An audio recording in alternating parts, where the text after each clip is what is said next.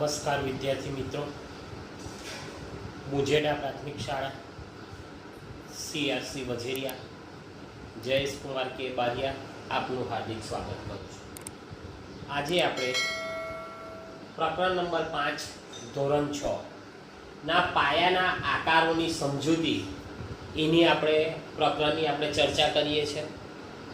આજે આપણે સ્વાધ્યાય 5.6 ની શરૂઆત કરવાની છે, બરાબર છે। હવે આ પ્રકરણ ચલાવતા પહેલા મેં એક ભૂમિતિના ખ્યાલોનો એક પ્રાથમિક માહિતીનો તમને વિડીયો મોકલેલ છે અને એ વિડીયો તમે જોઈ પણ લીધો હશે, બરાબર છે। અને જે વિદ્યાર્થીઓએ વિડીયો ન જોયો હોય, પ્રાથમિક માહિતી ભૂમિતિના ખ્યાલો, બરાબર છે, એની પ્રાથમિક માહિતીનો એક વિડીયો મૂકેલ છે। એ વિડીયો તમે ના જોયો હોય જોઈ લેજો, પછી જ તમે સ્વાધ્યાય 5.6 જોવાની શરૂઆત કરજો, બરાબર છે। હવે આની અંદર આપણે ત્રિકોણના પ્રકાર વિશે વાત કરવાની છે। ફરી હું તમને થોડીક પ્રાથમિક માહિતી આપી દઉં કે ત્રિકોણના પ્રકાર આપણે બાજુની રીતે 3 પાડીએ છીએ અને ખૂણાની રીતે 3 પાડીએ છીએ। તો પહેલું છે સમબાજુ ત્રિકોણ। તો કે જો ત્રિકોણની 3 બાજુઓના માપ સરખા હોય, સમજો કે આ ત્રિકોણ છે, આ ત્રિકોણ છે, આ ત્રિકોણની 3 બાજુ છે, એક બાજુ, બીજી બાજુ અને આ ત્રીજી બાજુ, બરાબર। ત્રિકોણની કેટલી બાજુ છે? 3 બાજુ છે, આ એક બાજુ, બીજી અને ત્રીજી। હું નંબર આપી દઉં એટલે તમને ખ્યાલ આવે, 1 નંબરની બાજુ, 2 નંબર અને 3 નંબર, બરાબર છે। આ નંબર ખાલી તમારી જાણકારી માટે મેં આપ્યા છે। જો ત્રિકોણની 3 બાજુઓના માપ સરખા હોય તો એને આપણે સમબાજુ ત્રિકોણ કહીએ છીએ। દાખલા તરીકે આ 7 સેમી, આ 7 સેમી ને આ 7 સેમી, તો સમબાજુ ત્રિકોણ। ત્રિકોણની 2 બાજુના માપ સરખા હોય, એટલે કે આનું માપ અને આનું માપ, આ બેનું સરખું, ત્રીજાનું અલગ, તો એને આપણે સમદ્વિબાજુ ત્રિકોણ કહીએ છીએ। અને વિષમબાજુ ત્રિકોણ, તો કે ત્રિકોણની 3 બાજુના માપ કેવા હોય? અલગ અલગ। દાખલા તરીકે આ 4 સેમી છે, આ 5 સેમી છે, આ 6 સેમી છે, બરાબર। તો આપણે આને કયો ત્રિકોણ કહીશું? આપણે તો કે વિષમબાજુ ત્રિકોણ। એટલે સમબાજુ ત્રિકોણ, સમદ્વિબાજુ ત્રિકોણ અને વિષમબાજુ ત્રિકોણ। હવે ખૂણાની રીતે, આને ખૂણા કહેવાય। ખૂણાની રીતે જોઈએ તો કે જો ત્રિકોણની અંદર એક ખૂણો કાટખૂણો હોય, જો એક ત્રિકોણમાં એક ખૂણો કાટખૂણો હોય તો એને આપણે કાટકોણ ત્રિકોણ કહીશું। જો ત્રિકોણના 3 ખૂણા લઘુ હોય, એટલે કે 90 અંશ કરતા નાના હોય તો એને આપણે લઘુકોણ કહીશું। અને જો ત્રિકોણની અંદર એક ખૂણો ગુરુકોણ હોય અને બીજા 2 લઘુકોણ હોય તો એવો જે ત્રિકોણ છે એને આપણે ગુરુકોણ ત્રિકોણ કહીશું, બરાબર છે। આ દાખલાની સાથે આપણે થોડી ચર્ચા કરતા રહીશું કે જેથી તમને થોડો ખ્યાલ આવશે। ચાલો હવે આગળ આપણે વાત કરીએ તો કે નીચે આપેલા ત્રિકોણના પ્રકાર અને તેમના નામ આપો। પહેલું છે આપણે 7 સેમી, 8 સેમી અને 9 સેમી માપનો ત્રિકોણ। જો આપણને એક આવો ત્રિકોણ આપ્યો છે, સમજો કે એક ત્રિકોણ છે, આનું માપ 7 સેમી છે, આનું 8 સેમી છે, આનું 9 સેમી છે, તમે જોઈ શકો છો। તો તમે જો 3 બાજુના માપ કેવા છે? અલગ અલગ છે, સરખા નથી। 3 બાજુના માપ જુઓ તો સરખા નથી। આ 7 સેમી, 8 સેમી ને 9 સેમી, બરાબર છે। તો 3 બાજુના માપ સરખા ન હોય તો તેવા ત્રિકોણને આપણે વિષમબાજુ ત્રિકોણ કહીશું। કયો ત્રિકોણ કહીશું? તો કે વિષમબાજુ, કારણ કે 3 બાજુના માપ સરખા નથી। હવે દાખલા નંબર 2 ની વાત કરીએ। ત્રિકોણ ABC માં AB બરાબર 8 સેમી, AC બરાબર 7 સેમી અને BC બરાબર 6 સેમી। ચાલો દાખલા તરીકે સમજો કે આ ત્રિકોણ છે, એને હું નામ આપી દઉં A, B અને C। ચલો AB બરાબર કેટલું આપ્યું છે? 8.7 સેમી। BC બરાબર કેટલું આપ્યું છે? 6 સેમી। ને AC બરાબર કેટલું આપ્યું છે? 7 સેમી। તો તમે જોઈ શકો છો કે ત્રિકોણની અંદર 3 બાજુના માપ કેવા છે? સરખા નથી। તો આવો ત્રિકોણ હોય, 3 બાજુના માપ સરખા ન હોય તો તેવા ત્રિકોણને આપણે વિષમબાજુ ત્રિકોણ કહીશું। વિષમ બાજુ ત્રિકોણ. કયો ત્રિકોણ કહીશું? વિષમ બાજુ. હવે ચાલો ત્રિકોણ PQR માં PQ, QR અને RS ત્રણે ત્રણ બાજુઓના માપ કેવા છે? સરખા 5 સેમી છે. બરાબર છે? સમજો આ ત્રિકોણ છે. એક બીજો ત્રિકોણ દોરી દઈએ.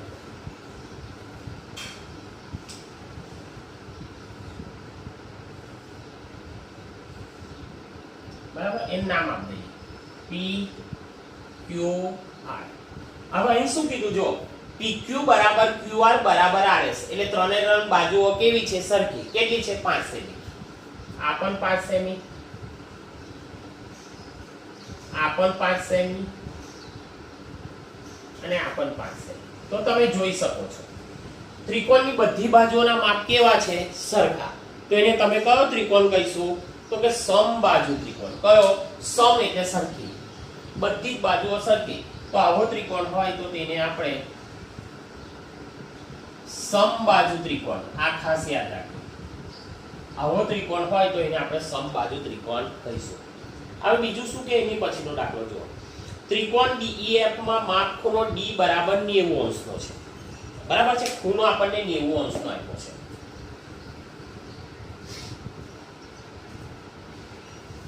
સમજો કે આપણને એક ત્રિકોણ આપ્યો છે DEF. બરાબર, DEF. હવે DEF ની અંદર DEF એટલે મારે DEF. તમને એવું થાય સાહેબ કેમ તમે નામ આવું લખ્યું? DEF નીચેથી કેમ ચાલુ કર્યું? કારણ કે D ખૂણો મને કેટલા અંશનો આપ્યો છે? 90 અંશનો. બરાબર છે? એટલે આ થયો 90 અંશનો. બરાબર. તો આવો ત્રિકોણ હોય, જો જે ત્રિકોણમાં એક ખૂણો કાટખૂણો હોય એટલે 90 અંશનો હોય, તો તેવા ત્રિકોણને આપણે કાટકોણ ત્રિકોણ કહીશું. કયો ત્રિકોણ કહેવાય? કાટકોણ ત્રિકોણ. યાદ રાખજો.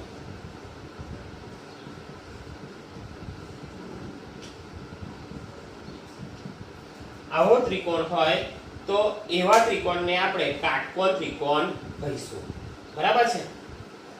ચાલો એની આગળ ત્રિકોણ XYZ માં માપખૂણો y બરાબર 90 અને XY અને YZ એ બંને બાજુઓ કેવી છે? સરખી છે. હવે જો આની મેં હું બનાવી દઉં. મને કયો ખૂણો 90 કીધો છે? તો કે y. એટલે હું અહીં લખીશ x, y અને z. આ ખૂણો કેટલા અંશનો છે? 90 અંશનો છે. હવે 90 અંશનો છે એટલે એને કાટકોણ કહેવાય. 90 અંશનો છે એટલે આપણે એને કાટકોણ ત્રિકોણ કહીશું. બીજું શું આપ્યું છે આપણને? જુઓ xy બરાબર yz. xy કઈ છે? તો કે xy અને yz. આ બંને બાજુઓના માપ પણ કેવા છે? આ અને આ બંને બાજુઓના માપ પણ સરખા છે. બરાબર.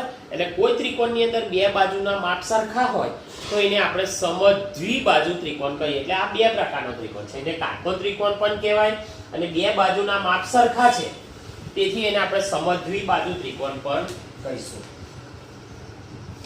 એક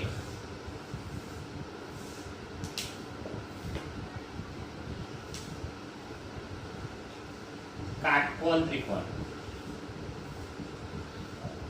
અને બીજું બાજુ પરથી શું કહેવાય? બે બાજુઓ સરખી છે. અહીં આપણને આપ્યું છે જો x y બરાબર y છે. તેથી સમદ્વિબાજુ ત્રિકોણ.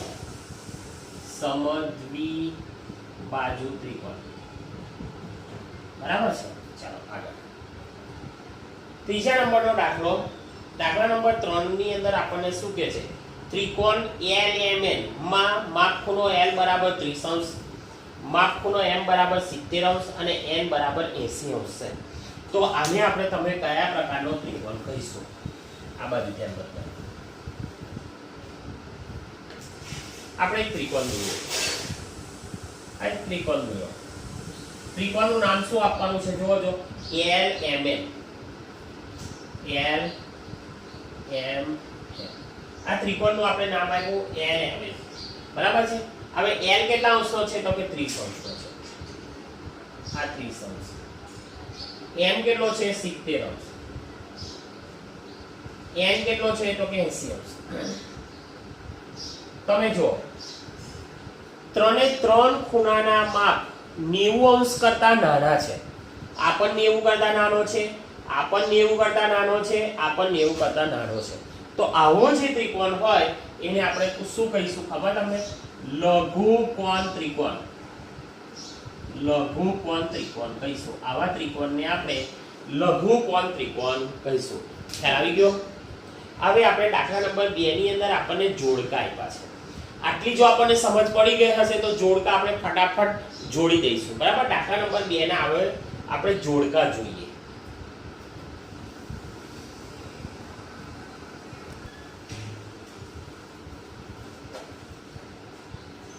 દાખલા નંબર 2 નીચેના જોડકા જુઓ. પહેલું છે 3 બાજુના માપ સરખા. હવે આપણને ત્રિકોણ આપ્યો છે. ત્રિકોણની અંદર 3 બાજુના માપ સરખા છે. હવે બાજુ પરથી ત્રિકોણ નક્કી કરવાનો છે. 3 બાજુ સરખી તો કયો ત્રિકોણ આવશે? 3 બાજુ સરખી, સમબાજુ ત્રિકોણ. રાઈટ. જો સમબાજુ ત્રિકોણ દેખાય છે તો કઈ આવ્યો? ઈ. એટલે પહેલામાં શું આવશે? ઈ. 2 બાજુના માપ સરખા. હવે બાજુ પરથી 3 બાજુ સરખી હોય તો સમબાજુ. હવે 2 બાજુ સરખી હોય તો સમદ્વિબાજુ ત્રિકોણ. કઈ છે? સમ આવ્યું જી. સમદ્વિબાજુ ત્રિકોણ. 2 બાજુ સરખી છે. બધી જ બાજુના માપ ભિન્ન એટલે અલગ અલગ. ત્રિકોણની બધી જ બાજુના માપ કેવા? અલગ અલગ. તો એને આપણે કયો ત્રિકોણ કહીશું? તો કે વિષમબાજુ ત્રિકોણ. એ વિષમબાજુ ત્રિકોણ. ચાલો. 3 લઘુકોણ હોય. 3 ખૂણા લઘુકોણ એટલે 90 અંશથી નાના. ત્રિકોણ હોય તો ત્રિકોણની અંદર 3 ખૂણા લઘુકોણ 90 અંશથી નાના. તો એને આપણે કયો ત્રિકોણ કહીશું? F. લઘુકોણ ત્રિકોણ. F. એક કાટખૂણો હોય 90 અંશનો હોય, એક ખૂણો કાટખૂણો હોય તો એને આપણે શું કહીશું? કાટકોણ ત્રિકોણ. બરાબર છે? તો આવ્યું ડી. કાટકોણ ત્રિકોણ. એક ખૂણો ગુરુકોણ હોય. ત્રિકોણની અંદર એક ખૂણો ગુરુકોણ હોય તો એને આપણે ગુરુકોણ ત્રિકોણ કહીશું. સી. ગુરુકોણ ત્રિકોણ. 2 બાજુઓ સરખી અને એક કાટખૂણો હોય. 2 બાજુઓ સરખી એટલે સમદ્વિબાજુ ત્રિકોણ અને એક કાટખૂણો એટલે કાટકોણ ત્રિકોણ. બરાબર છે? એટલે કાટકોણ ધરાવતો સમદ્વિબાજુ ત્રિકોણ. આ હતા આપણા જોડકા. બરાબર છે? દાખલા નંબર 1 માં જો તમને પૂરેપૂરી સમજ પડી હોય તો આ જોડકા જોડવાની અંદર તમને કોઈ પણ પ્રકારનો પ્રશ્ન ઊભો થાય નહીં. સરળતાથી તમે જવાબ આપી શકો. બરાબર છે? આ હતો આપણો દાખલા નંબર 2. હવે આપણે દાખલા નંબર 3 ની વાત કરીએ તો 3 ની અંદર આપણને શું કીધું છે? જુઓ. 3 ની અંદર આપણને એવું કીધું છે કે નીચે આપેલા ત્રિકોણના નામ 2 જુદી જુદી રીતે દર્શાવો. ત્રિકોણના આપણે નામ કહેવાના છે પણ 2 જુદી જુદી રીતે. જુદી રીતે એટલે આપણે એક બાજુઓની રીતે એનું નામ કહેવાનું છે અને એક નામ આપણે એના ખૂણાની રીતે આપણે કહેવાનું છે. બરાબર છે?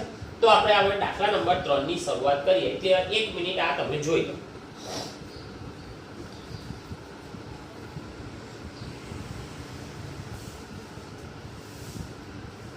ચાલો. દાખલા નંબર 3 ની અંદર આપણને શું કહે છે? જો નીચે આપેલ ત્રિકોણના નામ 2 જુદી જુદી રીતે દર્શાવો. અહીં આપણે જુઓ એક ત્રિકોણ આપેલો છે. એની અંદર આનું 8 સેમી, 5 સેમી અને 5 સેમી. તો તમે જો 2 બાજુના માપ કેવા છે? સરખા છે. 2 બાજુના માપ કેવા છે? સરખા છે. એટલે આપણે શું કહીશું? સમદ્વિબાજુ ત્રિકોણ.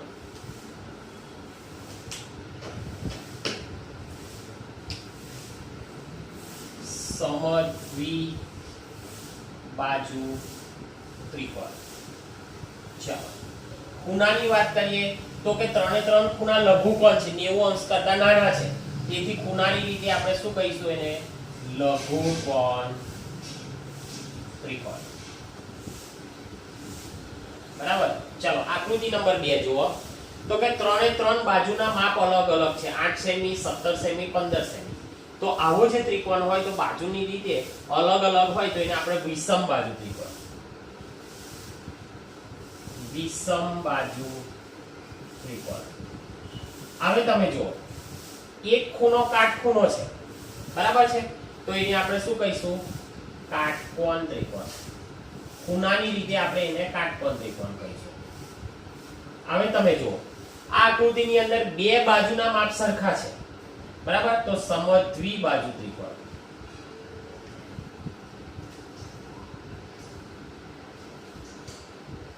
અને એક ખૂણો તમે જુઓ તો ગુરુકોણ છે.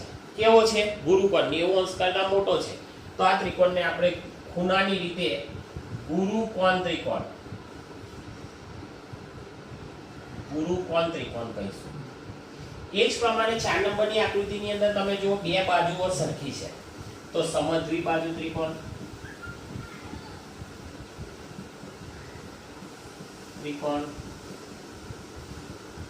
ખૂણાની રીતે તો કે એક ખૂણો કેવો છે? 90 અંશનો છે, એટલે કાટકોણ ત્રિકોણ.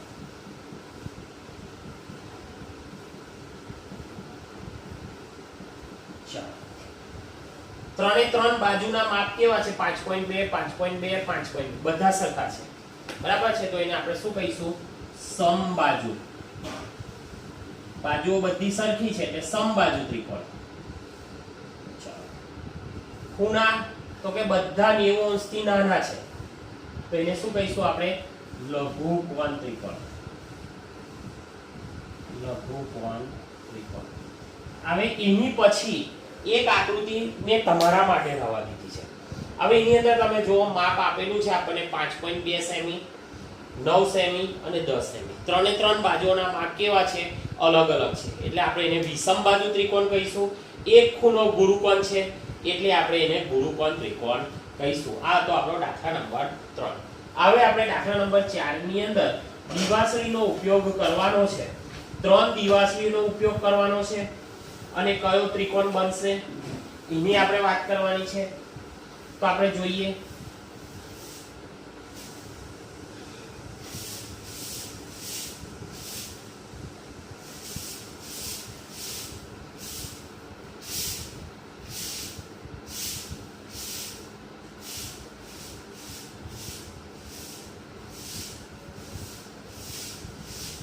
દાખલા નંબર 4 ની અંદર આપણે પહેલી 3 દિવાસળી વાપરવાની.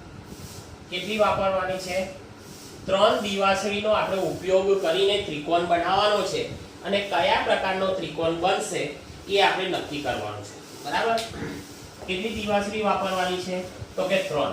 તો કે 3 આપણે વાપરીએ. ચાલો આ 1 2 અને 3, બરાબર? 3 દિવાસળીનો આપણે ઉપયોગ કર્યો છે. સમજો કે આ એક દિવાસળી, પછી આનું અહીં બીજી દિવાસળી અને આ ત્રીજી દિવાસળી. આપણે પેલી સળગાવવા માટેની જે દિવાસળી આવે છે ને આવી, બરાબર? આવી દિવાસળી આવે છે, બરાબર? આવી 3 દિવાસળીનો આપણે ઉપયોગ કરીએ છીએ. તો આ બાજુ અને આ બાજુ ત્રણે ત્રણ બાજુઓના માપ કેવા છે? સરખા હોય છે. તો કયા પ્રકારનો ત્રિકોણ બને છે? તો કે સમબાજુ ત્રિકોણ.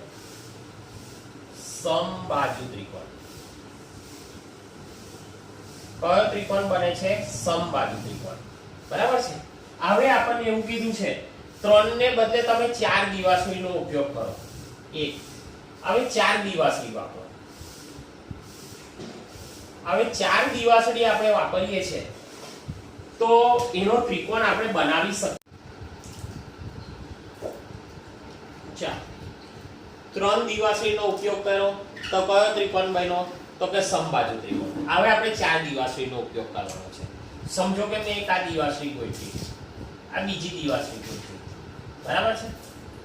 હવે મેં અહીં ત્રીજી દિવાસળી ગોઠવું છું, જો તમે, અને અહીંથી મેં આ ચોથી દિવાસળી, બરાબર? તો 4 દિવાસળીની મદદથી આપણે ત્રિકોણ બનાવી શકતા નથી. કેમ 4 દિવાસળીની મદદથી આપણે ત્રિકોણ નથી બનાવી શકતા? તો કે આપણને ખબર છે કે ત્રિકોણની અંદર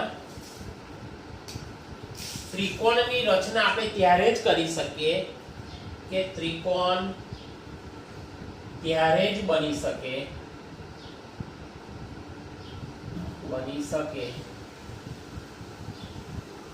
કે જ્યારે બે બાજુના માપનો સરવાળો, બરાબર છે? બે બાજુના માપનો સરવાળો કેવો હોય?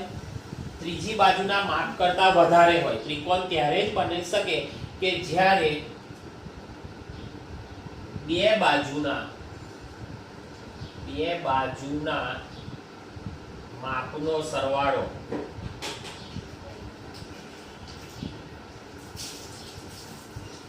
ત્રીજી બાજુ કરતા કેવો હોય? વધારે હોય. ત્રીજી બાજુ કરતા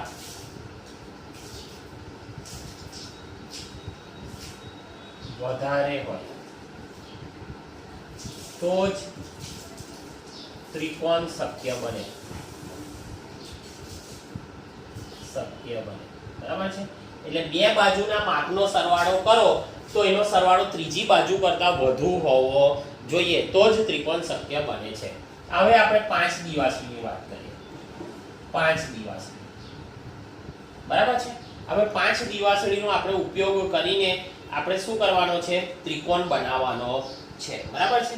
ચાલો સમજો કે મેં એક આ દિવાસળી મૂકી, આ બીજી દિવાસળી મૂકી, પછી મેં આ બીજી દિવાસળી મૂકી, આ બીજી દિવાસળી મૂકી. કેટલી દિવાસળી થઈ? 4. અને આની વચ્ચે મેં એક બીજી દિવાસળી મૂકી દીધી. થઈ ગઈ કુલ ટોટલ 5. હવે તમે જો આની આ પ્રમાણે આપણે જોઈએ તો કે આ બાજુ તો કે 1 અને 2 બે એકમ છે. આ એક છે, કેટલા છે? 3. આ બે નો સરવાળો કરો, 2 અને 1 3. 3 ને 2 કેટલા થયા? 5. તો 5 એ 2 કરતા કેવા છે? આ કેટલા છે? 1 અને 2 દિવાસળી.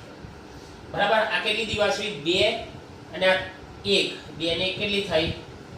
3. 2 ને 1 3. તો કે જો 2 કરતા કેવા છે? આ બે નો સરવાળો કરો, 2 કરતા મોટા છે એટલે ત્રિકોણ કેવો છે? શક્ય છે. હવે તમે આની અંદર જુઓ તો કે અહીં 2 દિવાસળી છે, અહીં 2 દિવાસળી છે. એટલે આ બાજુ અને આ બાજુ બંને બાજુ કેવી છે? સરખી છે. તેથી આ ત્રિકોણને આપણે સમદ્વિબાજુ ત્રિકોણ કહીશું. સમદ્વિબાજુ ત્રિકોણ. કારણ કે બંને બાજુના માપ કેવા છે? સરખા છે. બરાબર છે?